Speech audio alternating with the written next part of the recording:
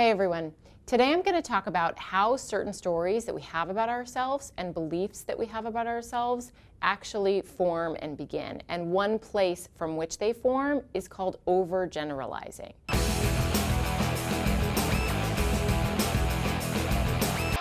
Overgeneralizing is when we take one instance and we create an entire belief around that one instance.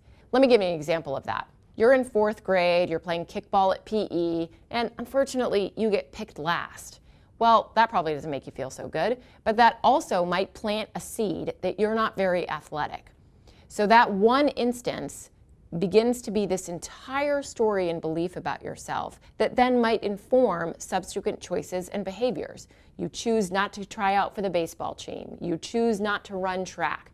You choose to maybe even sit out from PE.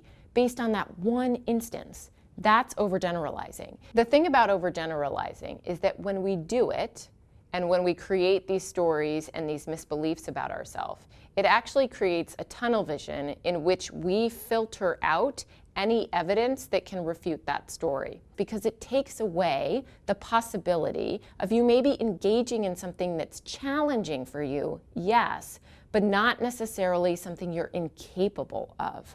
So there's a couple things I want you to remember as it relates to overgeneralizing. The first is, where have you overgeneralized?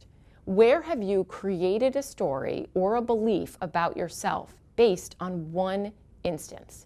And this could be in different parts of your life. It could be in relationships. It could be with what's going on with work.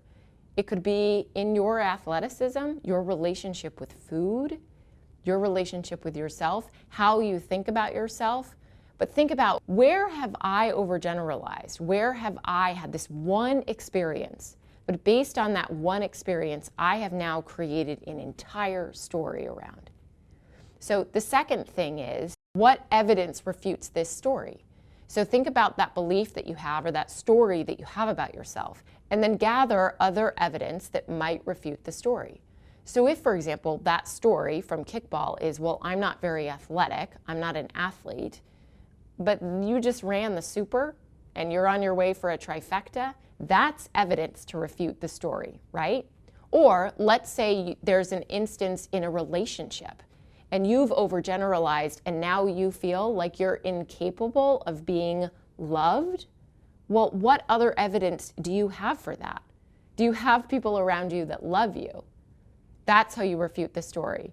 And the third part is, what is the truth, right? And this is where you bring in that second step and really ask yourself, am I telling myself something about myself that is false? And that's overgeneralizing. If you like what you hear, spread the word. Tell your friends, subscribe and review on iTunes, or comment on YouTube.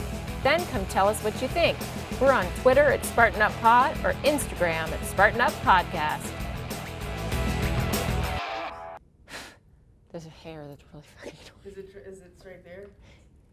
Like I can see it in my eyeball, or maybe it's in my eye.